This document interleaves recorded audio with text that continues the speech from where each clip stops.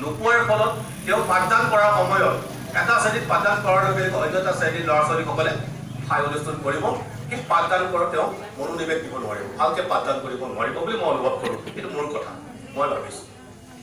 ঠিক তেনেদৰে আমাৰ এতিয়া কিছুমান স্কুলত আছে 100-200 এনৰলমেণ্ট, তাত আছে শিক্ষক 3জন।